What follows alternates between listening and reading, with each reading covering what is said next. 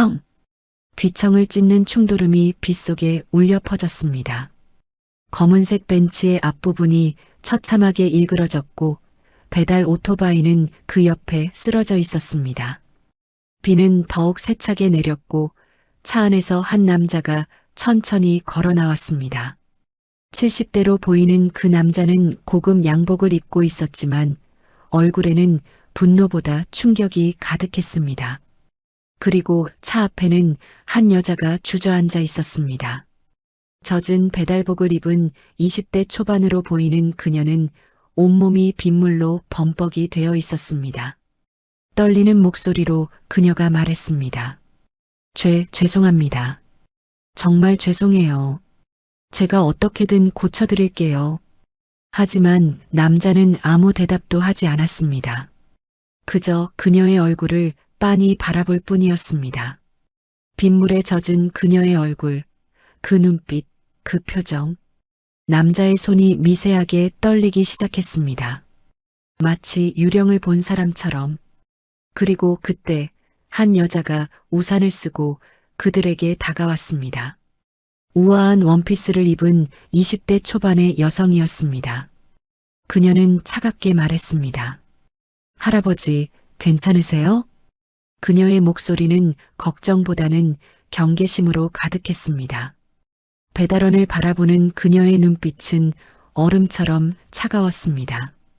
대체 무슨 일이 벌어지고 있는 걸까요? 왜 그 남자는 평범한 배달원을 그렇게 놀란 눈으로 바라본 걸까요? 그리고 왜 우아한 여자는 그토록 경계하는 걸까요? 사연 시작 전 구독, 좋아요와 함께 어디서 보고 계신지 댓글로 남겨주세요. 인사드리고 싶어요. 사연 시작합니다. 18년 전 교통사고로 세상을 떠난 자신의 아들과 똑같은 얼굴이었습니다.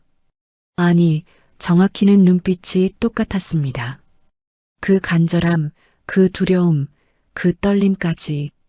남자는 입술을 떨었지만 아무 말도 나오지 않았습니다. 유진이라 불린 여자는 배달원을 향해 날카롭게 말했습니다. 수리비가 얼마나 나올지 아세요? 이 차 한 대 가격이면 원룸 하나는 살 수 있을 텐데요. 배달원은 더욱 고개를 숙였습니다. 그녀의 눈에서 눈물인지 빗물인지 모를 것이 흘러내렸습니다. 남자가 겨우 정신을 차리고 말했습니다. 유진아, 괜찮다. 차는 나중에 고치면 돼. 하지만 유진의 표정은 여전히 차갑기만 했습니다. 마치 자신의 영역을 침범한 침입자를 보는 것처럼. 이 빗속의 충돌은 단순한 교통사고가 아니었습니다. 18년 전 비극적인 사고로 엉켜버린 세 사람의 운명이 다시 만나는 순간이었습니다. 평범해 보이는 사람들 뒤에 숨겨진 놀라운 비밀, 그리고 18년 만에 밝혀지는 충격적인 진실. 그럼 이제 이 모든 것이 어떻게 시작되었는지 함께 보시겠습니다. 시간을 조금 되돌려 보겠습니다. 사고가 일어나기 바로 그날 아침으로. 그날 아침 민서는 새벽 5시에 눈을 떴습니다. 알람이 울리기도 전에 몸이 먼저 반응했습니다. 10년 넘게 이어온 습관이었습니다. 좁은 원룸에서 민서는 조심스럽게 일어났습니다. 옆방에서 자고 있을 동생 민준이를 깨우지 않기 위해서였습니다. 세수를 하고 배달복을 입었습니다. 거울에 비친 자신의 얼굴은 여전히 피곤해 보였습니다. 23살의 나이가 무색할 정도로 지쳐 있었습니다. 하지만 민서는 거울 속 자신에게 억지로 미소를 지어 보였습니다. 오늘도 힘내자. 작은 식탁 위에는 어젯밤에 미리 준비해둔 김밥이 있었습니다. 민준이 학교 갈 때 먹으라고 싼 것이었습니다. 그 옆에는 쪽지 하나가 놓여 있었습니다. 누나, 오늘 수능 100일입니다. 저녁에 케이크 사올게요. 누나 좋아하는 딸기 케이크요. 사랑해요. 민서는 쪽지를 보며 미소 지었습니다.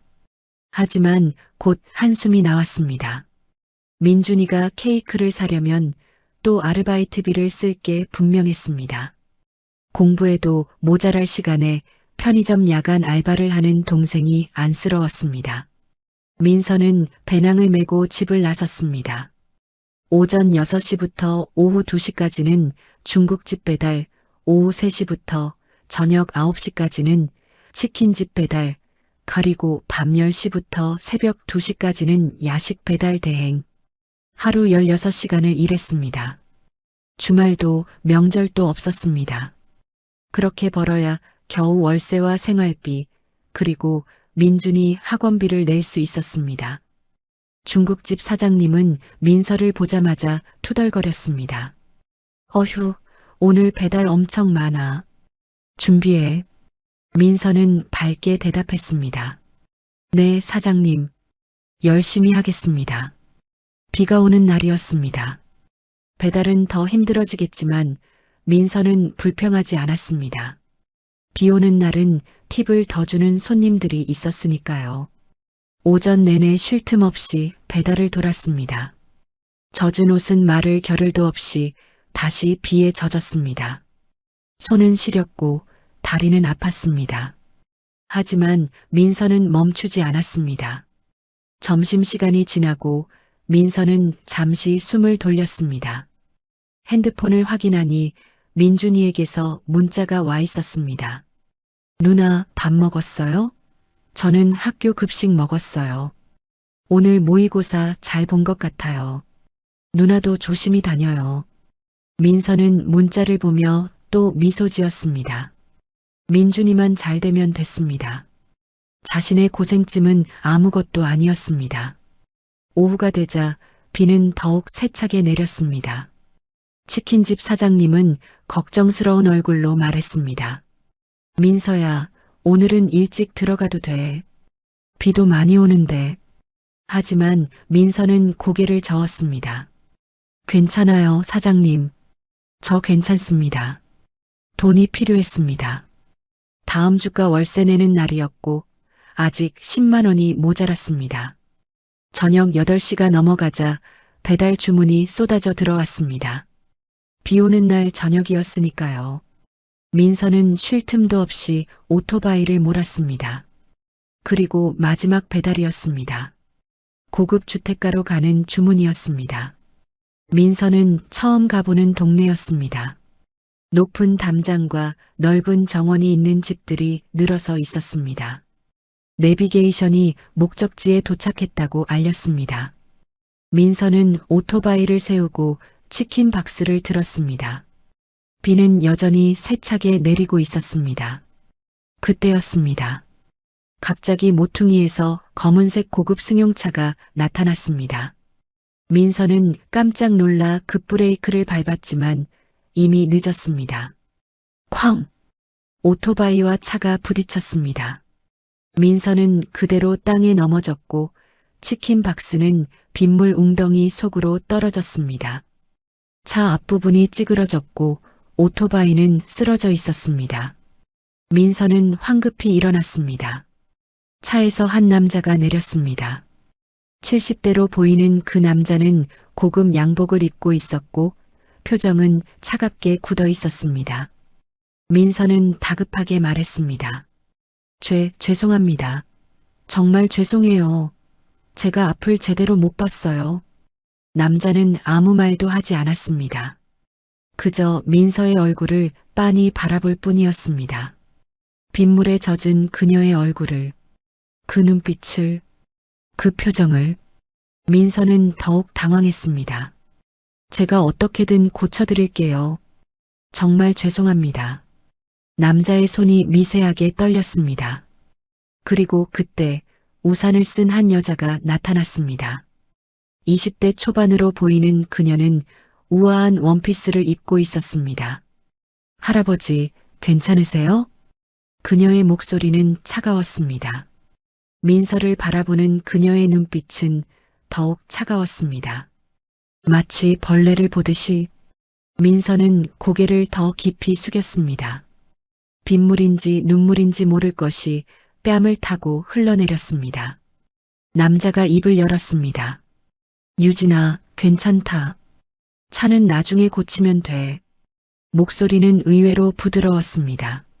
하지만 유진이라 불린 여자의 표정은 더욱 차갑게 굳어졌습니다. 할아버지, 2차 수리비가 얼마나 나올지 아세요? 유진은 민서를 향해 날카롭게 말했습니다. 수리비가 최소 500만 원은 나올 거예요. 감당할 수 있으세요? 민서는 얼굴이 하얗게 질렸습니다.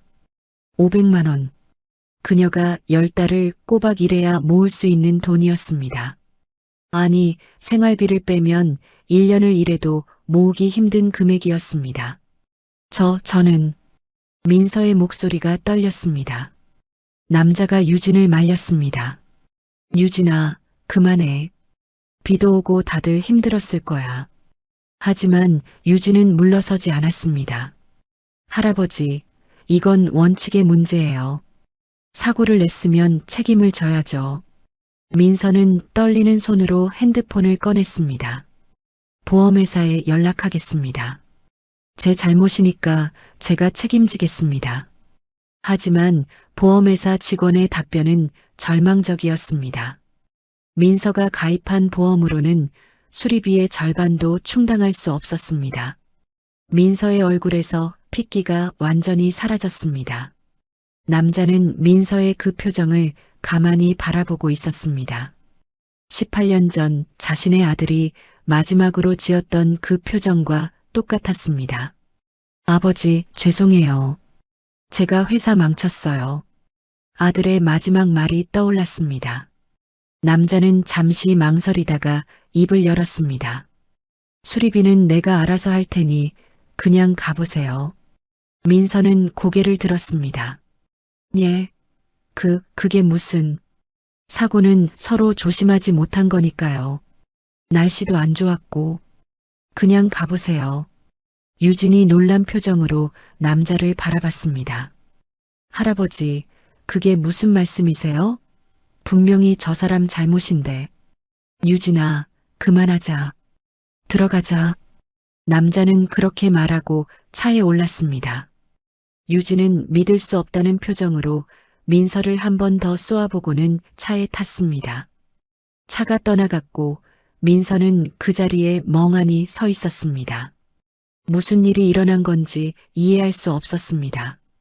하지만 일단은 안도감이 밀려왔습니다. 쓰러진 오토바이를 일으켜 세우고 젖은 치킨 박스를 주었습니다.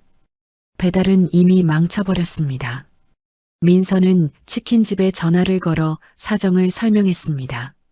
사장님은 한숨을 쉬며 말했습니다. 그래, 알았어. 조심히 들어와. 치킨값은 민서의 급여에서 공제될 것이었습니다. 집으로 돌아가는 길 민서는 눈물을 참았습니다. 오늘 하루 번 돈에서 치킨값을 빼면 거의 남는 게 없었습니다. 월세는 어떻게 내야 할까요? 집에 도착하니 민준이가 기다리고 있었습니다. 누나, 왜 이렇게 늦었어요? 걱정했잖아요. 민준이는 민서의 젖은 옷을 보고 깜짝 놀랐습니다. 누나, 왜 이렇게 젖었어요? 무슨 일 있었어요? 민서는 억지로 웃으며 말했습니다. 아니야, 그냥 비가 많이 와서. 민준아, 너 밥 먹었어? 네, 먹었어요. 누나, 케이크 사왔어요. 민준이는 작은 딸기 케이크를 꺼냈습니다. 민서는 그 케이크를 보며 또 눈물이 날 것 같았습니다. 민준이가 얼마나 아껴서 산 건지 알 수 있었습니다. 민준아, 고마워. 누나, 수능까지 100일밖에 안 남았어요. 제가 꼭 좋은 대학 가서 누나 편하게 해드릴게요. 민서는 동생을 꼭 껴안았습니다. 민준아, 누나는 내가 건강하고 행복하기만 하면 돼. 그날 밤 민서는 잠을 이룰 수 없었습니다. 낮에 만난 그 남자의 얼굴이 자꾸 떠올랐습니다. 왜 그 사람은 자신을 그렇게 이상하게 바라본 걸까요? 그리고 왜 수리비를 받지 않겠다고 한 걸까요? 이해할 수 없었습니다. 하지만 한 가지는 확실했습니다. 그 사람 덕분에 큰 빚을 지지 않게 되었다는 것. 민서는 작게 중얼거렸습니다. 감사합니다. 정말 감사합니다. 그리고 이틀 후였습니다. 민서가 중국집에서 배달을 나가려는데 한 남자가 찾아왔습니다. 50대로 보이는 그 남자는 정장을 입고 있었습니다. 이민서 씨 맞으십니까? 네, 그런데요. 남자는 명함을 꺼내 건넸습니다. 명함에는 강태양 회장 비서실 김성민이라고 적혀 있었습니다. 저는 강태양 회장님의 비서입니다. 회장님께서 이민서 씨를 만나고 싶어 하십니다. 민서는 깜짝 놀랐습니다. 강태양. 이틀 전에 사고를 낸 그 남자였습니다. 저를요? 무슨 일로요? 김 비서는 공손하게 말했습니다. 회장님 댁에서 일할 사람을 찾고 계십니다. 이민서 씨께 제안하고 싶다고 하셨습니다. 민서는 어리둥절했습니다. 가정부 말씀이세요? 네. 급여는 한 달에 300만 원입니다. 주말도 쉬실 수 있고 식사와 숙소도 제공됩니다. 민서는 숨이 멎는 듯 했습니다. 300만 원. 지금 세 곳에서 16시간씩 일해서 버는 돈의 2배가 넘는 금액이었습니다. 왜 저한테 그런 제안을 하시는 건가요? 김 비서는 잠시 망설이다가 대답했습니다. 회장님께서 이민서 씨를 보고 마음에 드셨다고 하셨습니다. 성실해 보인다고요. 민서는 혼란스러웠습니다. 하지만 동시에 희망이 보였습니다. 그 돈이면 민준이 학원비도 낼 수 있고 더 나은 집으로 이사도 갈 수 있었습니다. 생각해 볼 시간을 주시겠습니까? 물론입니다. 내일까지 연락 주시면 됩니다. 김 비서는 그렇게 말하고 떠났습니다. 민서는 그날 밤 내내 고민했습니다. 왜 그 사람은 자신에게 이런 제안을 하는 걸까요? 무언가 이상했습니다. 하지만 민준이의 얼굴이 떠올랐습니다. 민서는 결심했습니다.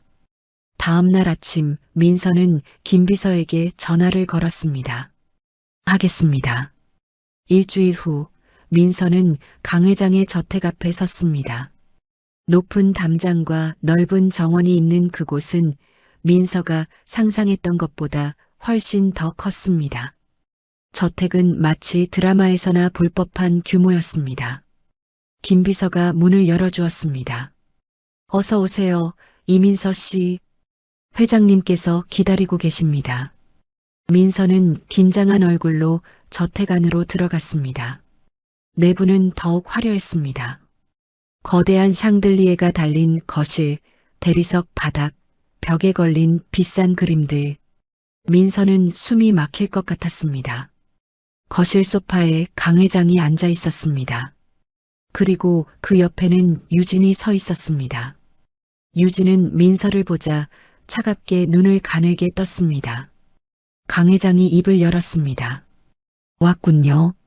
앉으세요. 민서는 조심스럽게 소파에 앉았습니다. 강 회장은 민서를 한참 동안 바라보았습니다. 그 시선이 불편했지만 민서는 참았습니다. 일은 어렵지 않습니다. 청소와 식사 준비, 그리고 간단한 심부름 정도입니다. 네, 열심히 하겠습니다. 유진이 끼어들었습니다. 할아버지, 정말 이 사람을 고용하시는 거예요? 강 회장은 유진을 보며 조용히 말했습니다. 유진아, 이건 내가 결정할 일이야.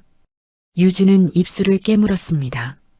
민서는 두 사람의 관계가 묘하게 느껴졌습니다.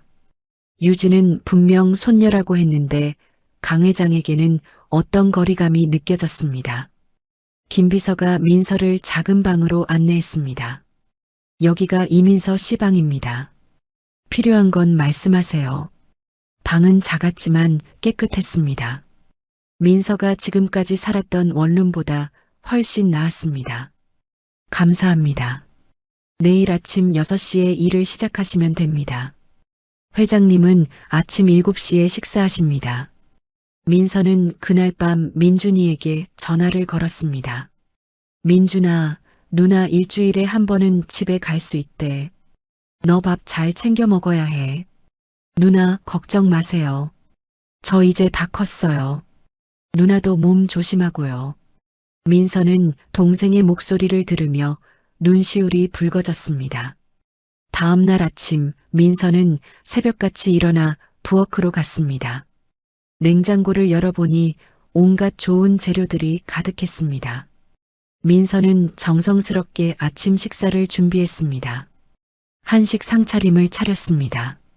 7시 정각 강 회장이 식탁에 앉았습니다. 민서는 떨리는 손으로 밥그릇을 올렸습니다. 강 회장은 한 숟가락 떠서 입에 넣었습니다. 그리고 멈췄습니다. 민서는 가슴이 철렁했습니다. 혹시 맛이 이상한가 싶어서였습니다. 하지만 강 회장의 표정은 달랐습니다. 그의 눈에 무언가 복잡한 감정이 스쳐갔습니다. 맛이 어떠세요? 민서가 조심스럽게 물었습니다. 강 회장은 잠시 침묵하다가 말했습니다. 좋습니다. 아주 좋아요. 민서는 안도의 한숨을 쉬었습니다. 유진이 식탁에 나타났습니다. 그녀는 민서가 차린 밥상을 보더니 코웃음을 쳤습니다. 할아버지는 서양식 아침을 좋아하시는데요. 강 회장이 말했습니다. 아니야. 오늘은 한식이 먹고 싶었어. 유진은 불만스러운 표정으로 자리에 앉았습니다. 민서는 부엌으로 돌아가 설거지를 시작했습니다. 그런데 문득 이상한 느낌이 들었습니다. 설거지를 하는 손놀림이 너무 자연스러웠습니다. 마치 오래전부터 해왔던 것처럼. 하지만 민서는 항상 플라스틱 그릇만 썼었습니다. 이렇게 고급 도자기를 다뤄본 적이 없었습니다. 그런데 왜 이렇게 익숙한 걸까요? 오후가 되자 강 회장은 서재로 들어갔습니다. 민서는 복도를 청소하다가 우연히 서재 문 앞을 지나갔습니다. 문이 살짝 열려 있었고 그 안에서 강 회장의 모습이 보였습니다. 강 회장은 책상에 앉아 오래된 사진첩을 보고 있었습니다. 그리고 그 옆에는 액자에 든 사진이 있었습니다. 젊은 남자의 사진이었습니다. 20대 후반으로 보이는 그 남자는 환하게 웃고 있었습니다. 민서는 왜인지 그 사진에서 눈을 뗄 수 없었습니다. 묘하게 익숙한 느낌이었습니다. 강 회장이 민서를 발견했습니다. 들어오세요. 민서는 깜짝 놀라 고개를 숙였습니다. 죄송합니다. 청소하다가. 괜찮습니다. 이리 와보세요. 민서는 조심스럽게 서재 안으로 들어갔습니다. 강 회장은 액자 속 사진을 가리켰습니다. 내 아들입니다. 18년 전에 세상을 떠났죠. 민서는 사진을 바라보았습니다. 그 남자의 눈빛이 어쩐지 따뜻해 보였습니다. 많이 닮았군요. 강 회장이 작게 중얼거렸습니다. 예. 민서가 되묻자 강 회장은 고개를 저었습니다. 아니에요. 가서 일하세요. 민서는 서재를 나왔습니다.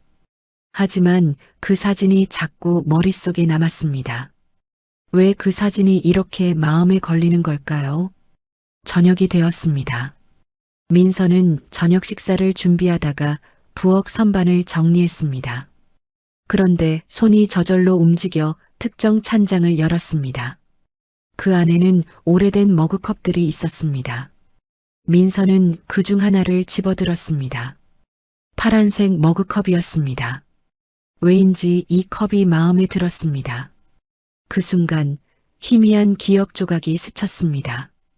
파란색 컵, 따뜻한 코코아, 큰 손이 자신의 머리를 쓰다듬는 느낌. 민서야, 코코아 좋아하니? 누군가의 목소리가 들리는 것 같았습니다. 민서는 머리를 흔들었습니다. 무슨 착각이었습니다. 자신은 5살 이전의 기억이 전혀 없었습니다. 고아원 원장님이 말했듯이 아마도 트라우마 때문에 기억을 잃은 것이라고. 하지만 이 저택에 있으면 자꾸 이상한 느낌이 들었습니다. 마치 오래전에 여기 와본 것 같은. 민서는 고개를 저으며 저녁 준비를 마쳤습니다.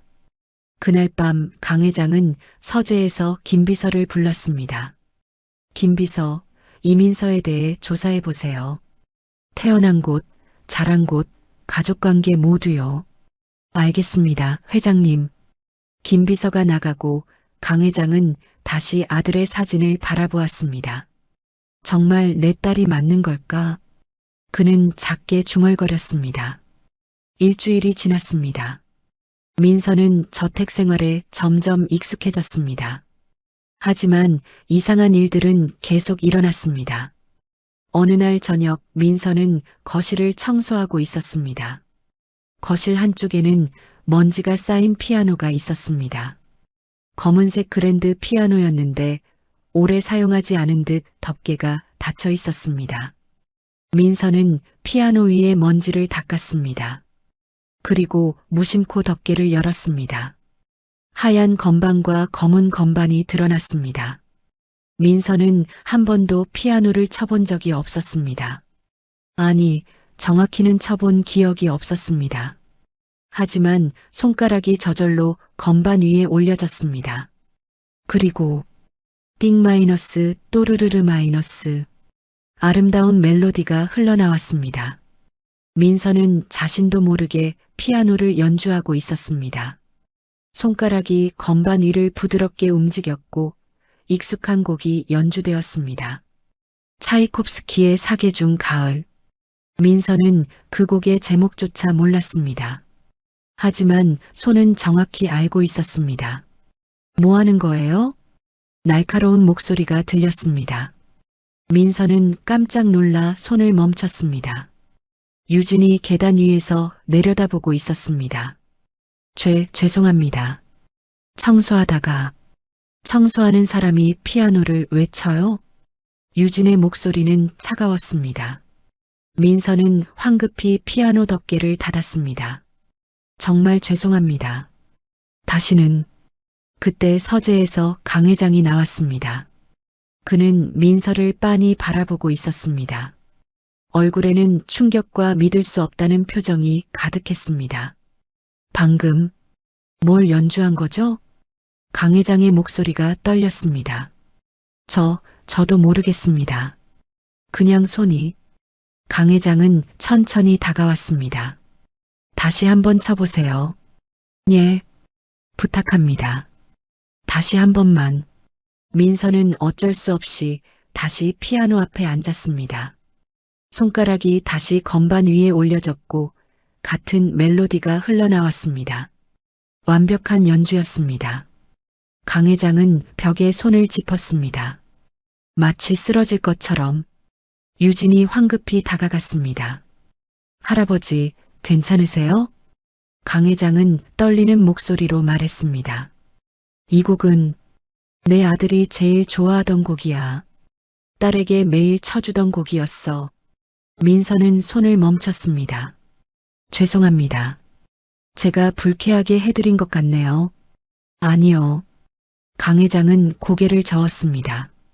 당신은 피아노를 배운 적이 있나요? 아니요. 한 번도 배운 적 없습니다. 그럼 어떻게? 강 회장은 말을 잇지 못했습니다. 유진이 끼어들었습니다. 할아버지, 그냥 우연일 거예요. 어디서 들어본 적이 있었겠죠. 하지만 강 회장은 고개를 저었습니다. 아니야. 저 연주는 전문가 수준이야. 민서는 혼란스러웠습니다. 자신이 왜 피아노를 칠 수 있는지 전혀 몰랐습니다. 손가락이 저절로 움직였을 뿐이었습니다. 강 회장은 민서를 한참 바라보다가 말했습니다. 오늘은 여기까지 하세요.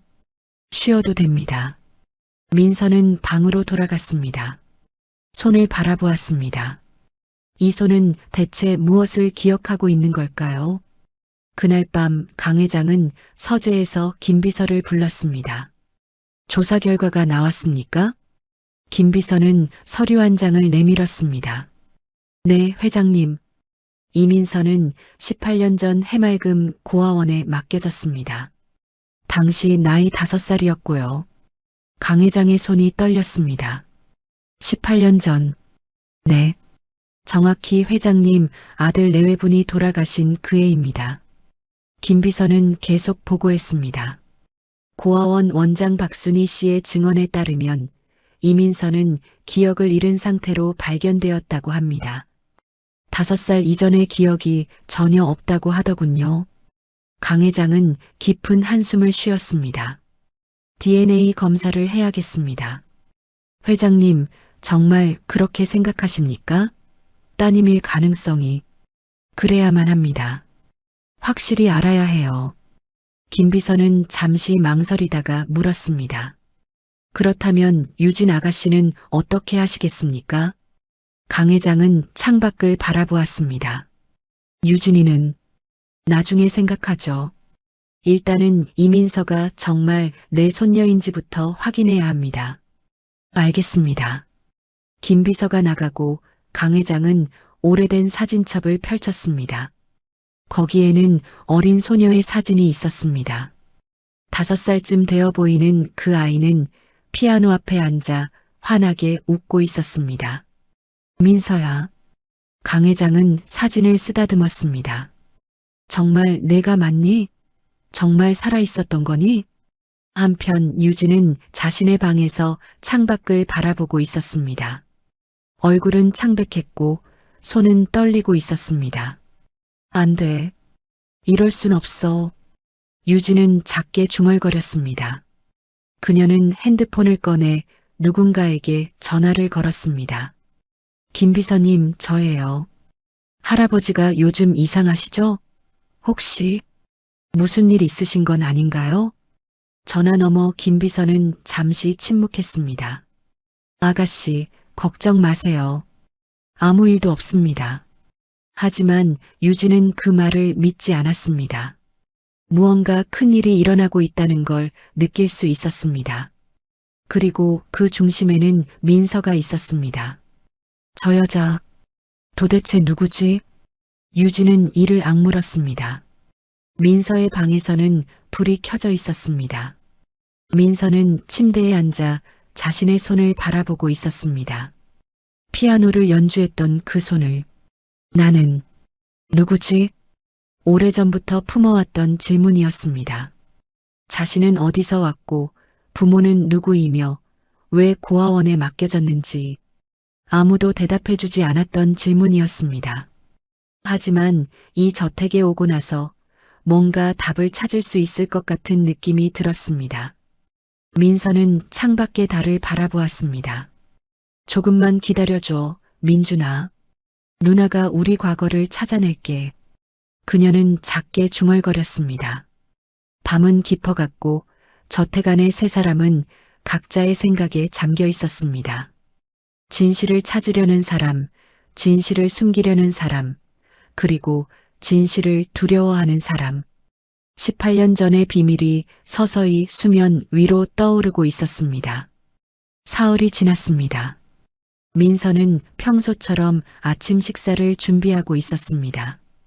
하지만 마음 한편이 불편했습니다. 피아노 사건 이후로 강 회장의 시선이 더욱 이상해졌기 때문입니다. 마치 무언가를 확인하려는 듯한 눈빛이었습니다. 아침 식사 시간이었습니다. 강 회장과 유진이 식탁에 앉았고 민서는 조용히 음식을 내왔습니다. 민서 씨, 강 회장이 불렀습니다. 네, 회장님. 오늘 오후에 잠시 시간 좀 내주실 수 있겠습니까? 민서는 고개를 끄덕였습니다. 물론입니다. 유진이 날카롭게 물었습니다. 할아버지, 무슨 일이세요? 아무것도 아니야. 잠깐 할 이야기가 있을 뿐이야. 유진은 불안한 표정으로 민서를 바라보았습니다. 오후 2시 민서는 강 회장의 서재로 불려갔습니다. 서재에는 강 회장과 김 비서가 있었습니다. 그리고 낯선 남자 한 명이 더 있었습니다. 민서 씨, 앉으세요. 민서는 조심스럽게 앉았습니다. 강 회장이 입을 열었습니다. 갑작스러운 부탁을 드려서 죄송합니다. 하지만 꼭 필요한 일입니다. 무슨 일이신지요? 강 회장은 잠시 망설이다가 말했습니다. DNA 검사를 받아주실 수 있겠습니까? 민서는 깜짝 놀랐습니다. DNA 검사요? 네. 개인적인 이유가 있습니다. 자세한 건 결과가 나온 후에 말씀드리겠습니다. 민서는 혼란스러웠습니다. 하지만 거절할 이유도 없었습니다. 알겠습니다. 낯선 남자가 다가와 민서의 입안에서 면봉으로 샘플을 채취했습니다. 간단한 절차였습니다. 일주일 정도면 결과가 나옵니다. 그 남자가 말했습니다. 민서는 서재를 나왔습니다. 복도에서 유진과 마주쳤습니다. 유진은 창백한 얼굴로 서 있었습니다. 무슨 일이었어요? 유진이 물었습니다. 그냥 간단한 검사였어요. 민서는 자세히 말하지 않았습니다. 유진은 민서를 한참 바라보다가 돌아섰습니다. 일주일은 느리게 흘러갔습니다. 민서는 평소처럼 일했지만 마음 한구석이 불안했습니다. 왜 강 회장이 자신에게 DNA 검사를 요구한 건지 이해할 수 없었습니다. 강 회장도 평소와 달랐습니다. 식사 시간마다 민서를 유심히 관찰했고 가끔 무언가 말하려다가 멈췄습니다. 유진은 더욱 예민해졌습니다. 민서에게 트집을 잡기 시작했습니다. 청소가 제대로 안 되었다. 음식간이 맞지 않는다. 온갖 불평을 쏟아냈습니다. 민서는 참았습니다. 하지만 힘들었습니다. 그리고 일주일 후 김 비서가 강 회장의 서재로 봉투 하나를 가져왔습니다. 회장님, 결과가 나왔습니다. 강 회장은 떨리는 손으로 봉투를 받았습니다. 천천히 뜯었습니다. 서류를 꺼내 읽기 시작했습니다. 그리고 강 회장의 손에서 서류가 떨어졌습니다. 얼굴이 하얗게 질렸고 눈에서는 눈물이 흘러내렸습니다. 회장님, 김 비서가 황급히 다가갔습니다. 강 회장은 떨리는 목소리로 말했습니다. 99.9% 일치. 네, 회장님. 이민서 씨는 회장님의 친손녀가 맞습니다. 강 회장은 주저앉았습니다. 70평생 눈물을 보이지 않던 그가 그렇게 울고 있었습니다.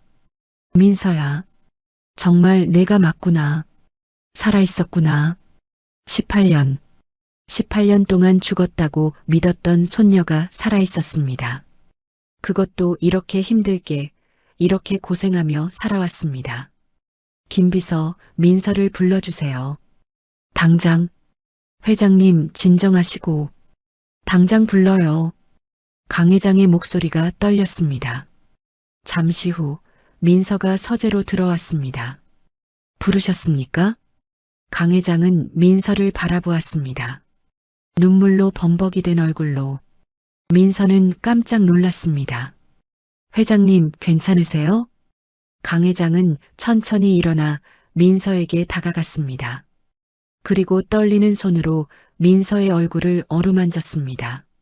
민서야. 예. 넌 내 손녀야. 민서는 얼어붙었습니다. 무슨 말씀이세요? 강 회장은 DNA 검사 결과지를 민서에게 보여주었습니다. 18년 전 교통사고로 내 부모님이 돌아가셨어. 그리고 너도 함께 죽은 줄 알았지. 하지만 넌 살아있었구나. 민서는 서류를 바라보았습니다. 99.9% 일치. 친손녀 관계 확실. 머리가 하얗게 되었습니다. 저는 민서는 말을 잇지 못했습니다. 자신이 누구인지 평생 궁금해했습니다. 부모님이 누구인지, 어디서 왔는지, 왜 고아원에 있었는지, 그 모든 답이 지금 눈앞에 있었습니다. 할아버지. 민서는 그 말을 입 밖으로 꺼냈습니다. 처음으로 강 회장은 민서를 꼭 껴안았습니다. 미안하다, 민서야. 너를 찾지 못해서 미안하다. 내가 이렇게 고생하는 동안 할아버지는 아무것도 몰랐어. 민서의 눈에서도 눈물이 흘러내렸습니다. 평생 혼자라고 생각했습니다. 민준이만이 유일한 가족이라고 생각했습니다. 하지만 아니었습니다. 자신에게도 할아버지가 있었습니다. 피가 이어진 진짜 가족이 있었습니다. 할아버지. 민서는 그 품에서 소리내어 울었습니다. 얼마나 외로웠는지, 얼마나 힘들었는지 그 모든 것이 눈물로 쏟아져 나왔습니다. 한참을 그렇게 울고 나서야 둘은 떨어졌습니다. 강 회장은 민서의 눈물을 닦아주었습니다. 이제 괜찮아. 할아버지가 지켜줄게. 다시는 힘들게 하지 않을게. 민서는 고개를 끄덕였습니다. 그때였습니다. 서재 문이 벌컥 열렸습니다. 유진이 서 있었습니다. 창백한 얼굴로. 할아버지, 무슨 일이세요? 강 회장과 민서는 유진을 바라보았습니다. 이제 모든 것이 달라질 것이었습니다. 진실이 밝혀졌으니까요. 하지만 또 다른 진실이 기다리고 있었습니다. 유진에 대한 진실이. 유진은 서재 문 앞에 얼어붙어 있었습니다. 민서를 껴안고 있는 강 회장의 모습, 바닥에 떨어진 DNA 검사 결과지, 그리고 둘의 눈물. 모든 것이 말해주고 있었습니다. 할아버지, 이게 무슨... 유진의 목소리가 떨렸습니다. 강 회장은 천천히 유진을 바라보았습니다. 유진아, 들어와서 앉아라. 유진은 비틀거리며 소파에 앉았습니다. 강 회장은 깊은 한숨을 쉬었습니다. 유진아, 미안하다. 하지만 넌 알아야 해. 민서는 내 진짜 손녀야. 유진의 얼굴이 더욱 창백해졌습니다. 그럼 저는 말을 잇지 못했습니다. 강 회장은 유진에게 다가가 어깨에 손을 올렸습니다. 유진아, 내가 나쁜 아이라는 게 아니야. 하지만 진실은 진실이야. 유진은 고개를 떨구었습니다. 18년 동안 강 회장의 손녀로 살아왔습니다. 최고의 교육을 받았고 모든 것을 누렸습니다. 하지만 이제 모든 게 끝이었습니다. 저는 어떻게 되는 건가요? 유진이 떨리는 목소리로 물었습니다. 강 회장은 한참을 침묵했습니다. 유진아, 내가 내 진짜 손녀는 아니지만 18년을 함께 살았어. 그건 변하지 않아. 하지만 내가 원한다면 계속 여기 있어도 돼. 난 너를 내쫓을 생각 없어. 유진은 고개를 들었습니다. 눈에 눈물이 가득했습니다. 정말 그래도 되나요? 그래. 넌 내게 가족이야. 피는 안 섞였어도. 민서는 그 장면을 조용히 지켜보고 있었습니다. 유진이 자신을 바라봤습니다. 그 눈빛에는 미움도 질투도 없었습니다. 오직 두려움만이 가득했습니다. 민서는 천천히 다가갔습니다. 유진 씨. 유진이 민서를 올려다보았습니다. 민서는 손을 내밀었습니다. 저도 잘 부탁드립니다. 유진은 그 손을 한참 바라보았습니다. 그리고 천천히 손을 잡았습니다. 저야말로 두 사람의 손이 맞닿았습니다. 강 회장은 그 모습을 보며 안도의 한숨을 쉬었습니다. 그날 저녁 민서는 민준이에게 전화를 걸었습니다. 민준아, 누나한테 할 이야기가 있어. 무슨 일이에요, 누나? 민서는 깊은 숨을 쉬었습니다. 우리 할아버지를 찾았어. 전화 너머로 침묵이 흘렀습니다. 뭐라고요? 민서는 그날 있었던 일을 모두 설명했습니다. DNA 검사, 18년 전 사고, 그리고 강 회장이 자신의 친할아버지라는 것까지. 민주는 한참을 말이 없었습니다. 누나, 그럼 저는... 민서는 알고 있었습니다. 민준이가 걱정하는 것이 무엇인지. 민준아, 너는 내 동생이야. 피가 섞이지 않았어도 넌 내 가족이야. 그건 절대 변하지 않아. 하지만 누나는 이제 재벌가 손녀잖아요. 저 같은 고아는. 민준아. 민서의 목소리가 높아졌습니다. 그런 말하지 마. 너는 내가 가장 사랑하는 동생이야. 할아버지도 너를 받아들이실 거야. 걱정하지 마. 민주는 한참 만에 대답했습니다. 누나, 고마워요. 전화를 끊고 민서는 창밖을 바라보았습니다. 모든 게 달라졌습니다. 어제까지만 해도 배달 아르바이트로 하루하루 버티던 자신이 이제는 재벌가의 손녀가 되었습니다. 믿기지 않았습니다. 다음 날 아침이었습니다.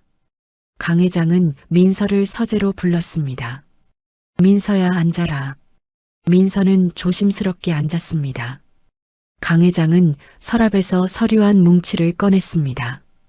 이제 내가 알아야 할 것들이 있어. 내 부모님에 대해서.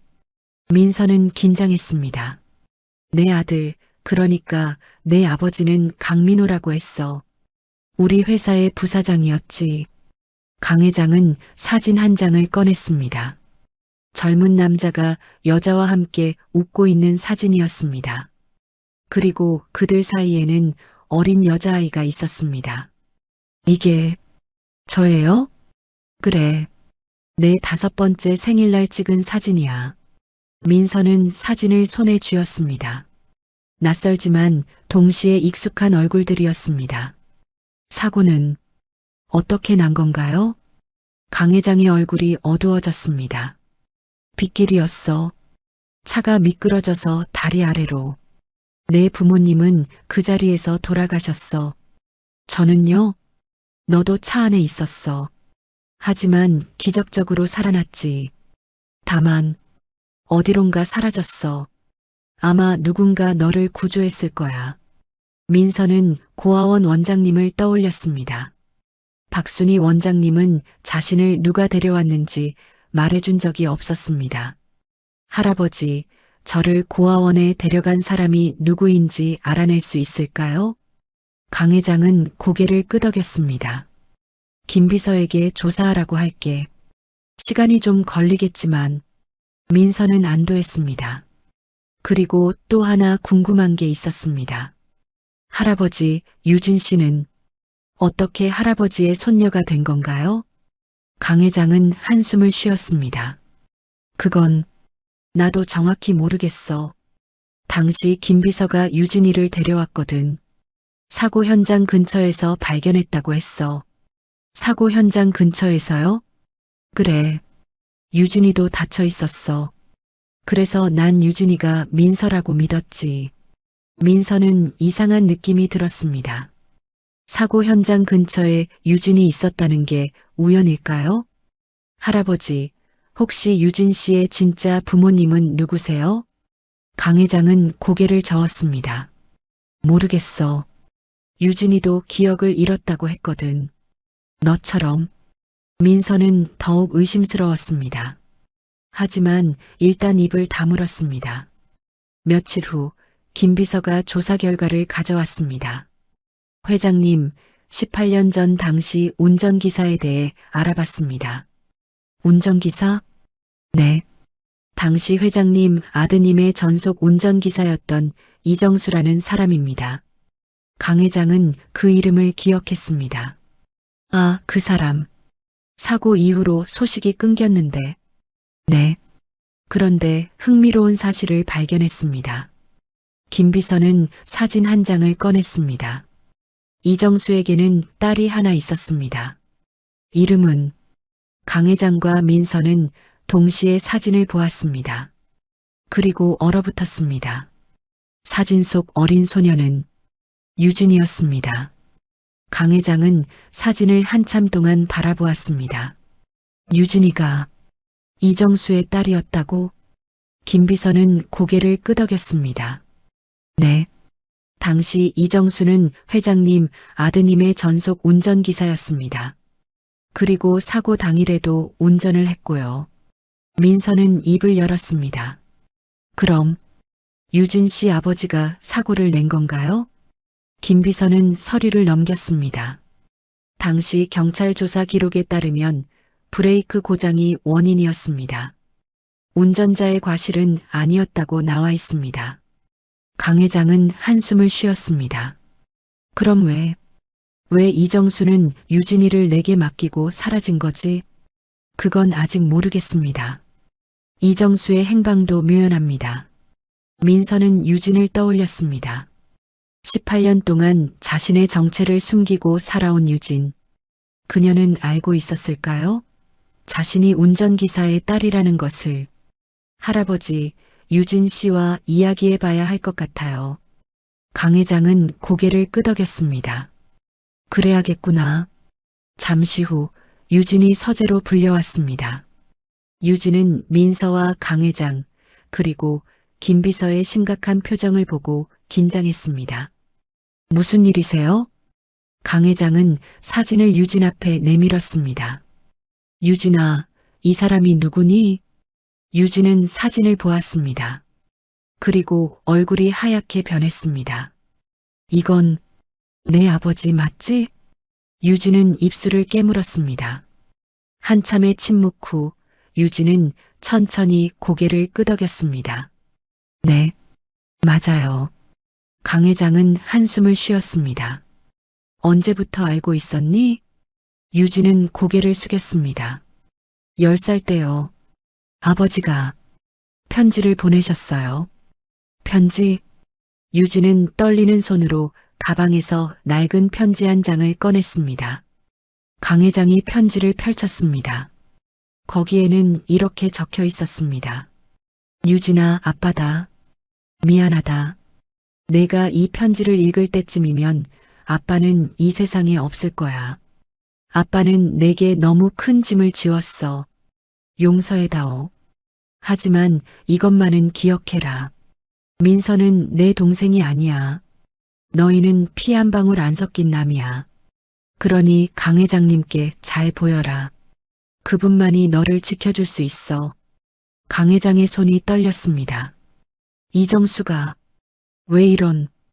유진은 눈물을 흘렸습니다. 할아버지, 죄송해요.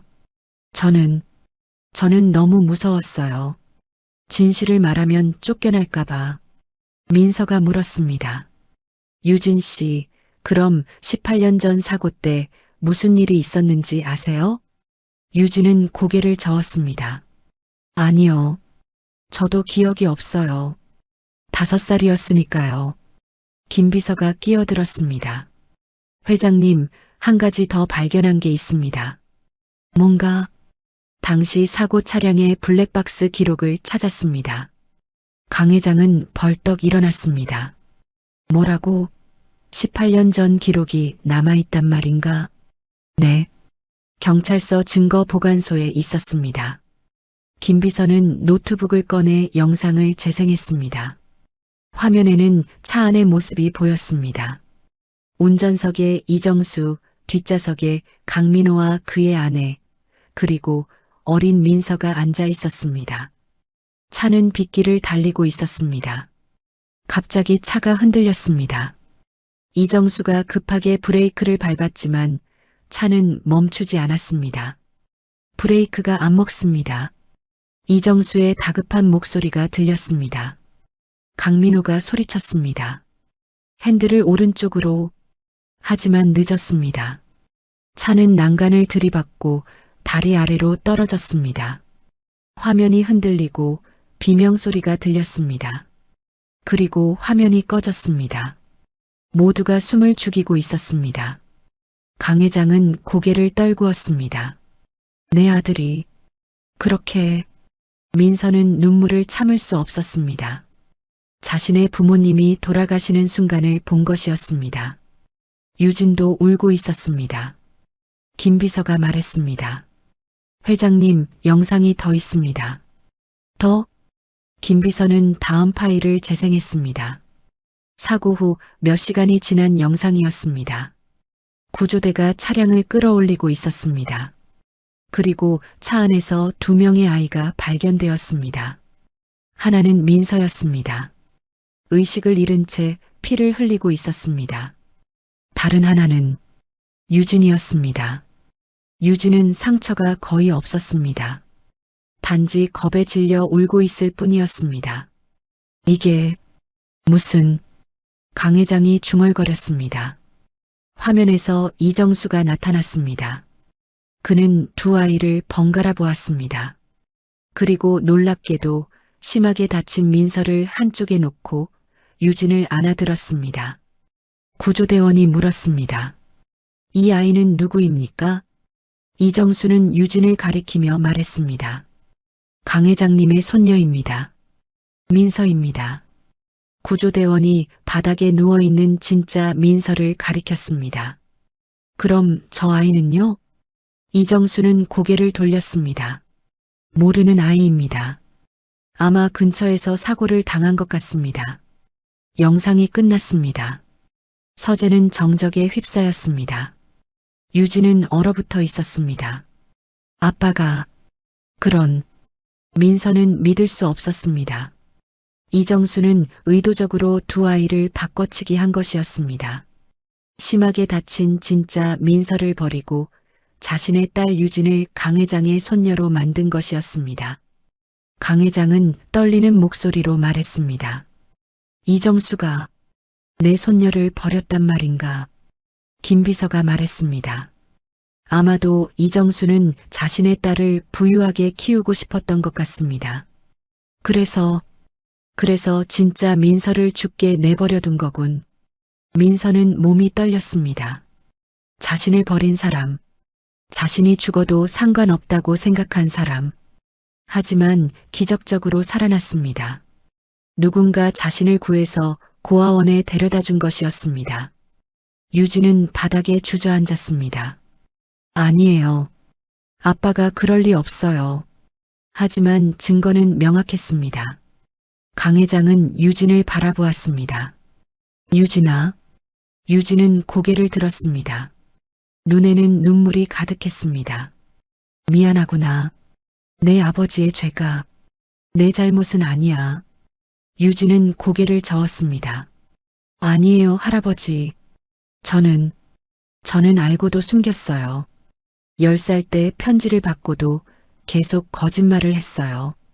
유진아, 저는 나쁜 사람이에요. 민서 언니의 자리를 빼앗고 10년 넘게 거짓말을 한. 유진은 울음을 터뜨렸습니다. 민서는 유진에게 다가갔습니다. 그리고 유진을 꼭 안아주었습니다. 유진 씨, 괜찮아요.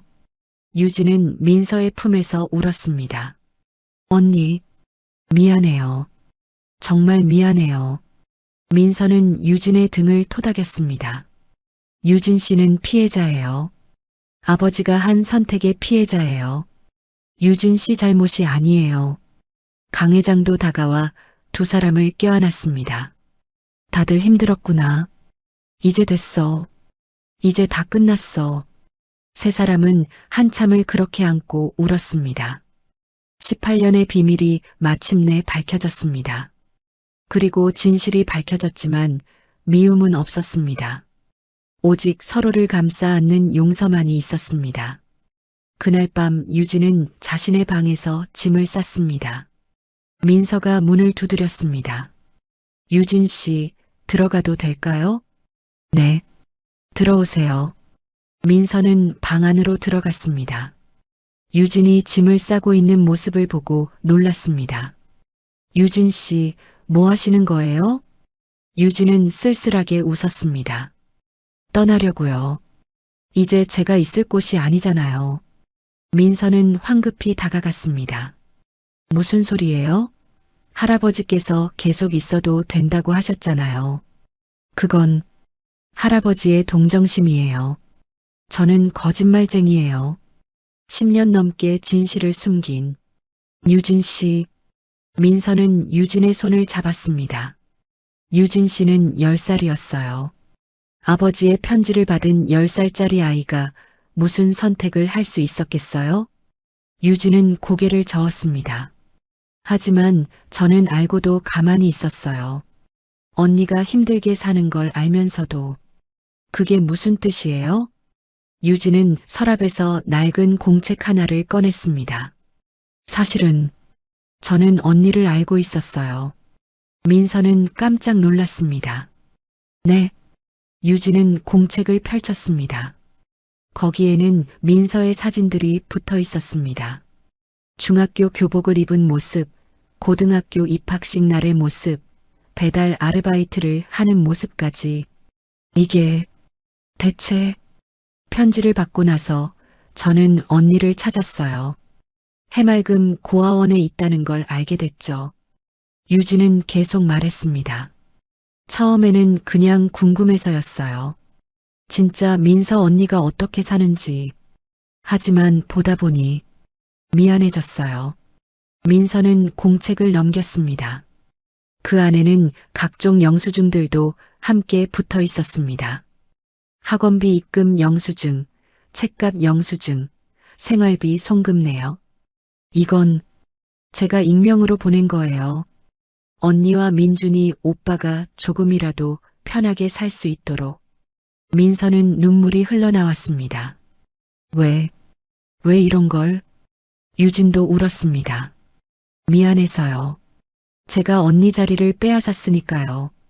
제가 누리는 모든 게 원래 언니 거였으니까요. 민서는 유진을 꼭 껴안았습니다. 유진 씨, 고마워요. 정말 고마워요. 언니, 미안해요. 두 사람은 한참을 안고 울었습니다. 문이 열리고 강 회장이 들어왔습니다. 무슨 일이냐? 민서는 공책을 강 회장에게 보여주었습니다. 강 회장은 공책을 보며 놀랐습니다. 유진아, 내가 이런 일을. 유진은 고개를 숙였습니다. 할아버지, 죄송해요. 숨긴 게 너무 많아요. 강 회장은 유진의 머리를 쓰다듬었습니다. 미안해할 필요 없어. 오히려 고맙구나. 민서를 지켜줘서. 할아버지, 유진아, 넌 착한 아이야. 내 아버지가 한 일은 잘못됐지만 넌 달라. 넌 민서를 미워할 수도 있었는데 오히려 돕고 있었잖니. 강 회장은 두 사람을 바라보았습니다. 너희 둘 다 내 손녀야. 한 명은 피로 연결됐고 한 명은 마음으로 연결됐지. 둘 다 소중해. 민서와 유진은 강 회장을 껴안았습니다. 할아버지, 일주일 후였습니다. 강 회장은 기자회견을 열었습니다. 저에게는 두 명의 손녀가 있습니다. 기자들이 웅성거렸습니다. 강 회장은 민서와 유진을 무대로 불렀습니다. 이민서는 제 친손녀입니다. 18년 전 사고로 잃었다가 기적적으로 다시 만났습니다. 카메라 플래시가 터졌습니다. 그리고 강유진은 제가 키운 손녀입니다. 피는 섞이지 않았지만 18년을 함께한 가족입니다. 강 회장은 두 사람의 손을 잡았습니다. 앞으로 이 두 손녀가 제 회사를 함께 이끌어갈 것입니다. 기자회견이 끝나고 민서는 민준이를 저택으로 데려왔습니다. 민준은 거대한 저택을 보며 입을 다물지 못했습니다. 누나, 여기가 정말. 응, 이제 우리 집이야. 강 회장이 민준에게 다가왔습니다. 내가 민준이구나. 민서 이야기를 많이 들었어. 민준은 긴장한 얼굴로 인사했습니다. 안녕하세요, 회장님. 회장님이 아니야. 할아버지라고 불러. 민준은 깜짝 놀랐습니다. 예. 하지만 저는. 강 회장은 민준의 어깨를 두드렸습니다. 민서가 가족이라고 하면 가족이야. 넌 이제 내 손자야. 민준은 눈물을 흘렸습니다. 할아버지. 그날 저녁 네 사람은 함께 식탁에 앉았습니다. 강 회장, 민서, 유진, 그리고 민준. 민서가 준비한 음식들이 상 가득 차려졌습니다. 강 회장은 따뜻한 미소로 모두를 바라보았습니다. 자, 이제 진짜 가족이 됐으니 건배하자. 네 사람은 잔을 들었습니다. 가족을 위하여. 잔이 부딪히는 소리가 식당에 울려 퍼졌습니다. 민서는 모두를 바라보며 행복을 느꼈습니다. 할아버지, 유진, 민준. 이들이 자신의 가족이었습니다. 18년 동안 헤매었지만 마침내 돌아왔습니다. 그날 밤 민서는 거실 피아노 앞에 앉았습니다. 손가락이 건반 위를 움직였고 차이콥스키의 사계 중 가을이 흘러나왔습니다. 유진이 다가와 민서 옆에 앉았습니다. 언니, 같이 칠까요? 유진 씨도 피아노 칠 줄 알아요? 할아버지께 10년 넘게 배웠어요. 두 사람은 함께 피아노를 연주했습니다. 아름다운 선율이 저택을 가득 채웠습니다. 강 회장은 서재에서 그 소리를 들으며 미소 지었습니다. 여보, 우리 손녀들이 이렇게 컸어요. 당신도 기뻐하시겠죠? 강 회장은 돌아가신 아들 내외의 사진을 바라보았습니다. 민서를 찾았어요. 그리고 유진이도 지킬 거예요. 두 아이 모두 잘 키울게요. 피아노 소리는 계속 이어졌습니다. 그 소리는 슬픔이 아니었습니다. 희망이었습니다. 18년의 이별을 끝내고 새로운 시작을 알리는 소리였습니다. 비 오는 밤 일어난 사고, 백만장자의 벤츠를 박은 배달 소녀, 18년 만에 밝혀진 충격적인 진실. 하지만 그 끝에는 미움이 아니라 용서가 있었습니다. 복수가 아니라 화해가 있었습니다. 그리고 무엇보다 진짜 가족이 있었습니다. 민서는 피아노를 치며 생각했습니다. 이제 괜찮아. 나는 더 이상 혼자가 아니야. 달빛이 거실을 비췄고 네 사람의 그림자가 하나로 겹쳐졌습니다. 이것이 진짜 가족이었습니다. 피로 이어지지 않아도 마음으로 이어진 진짜 가족. 그리고 그들의 새로운 이야기가 지금부터 시작될 것입니다.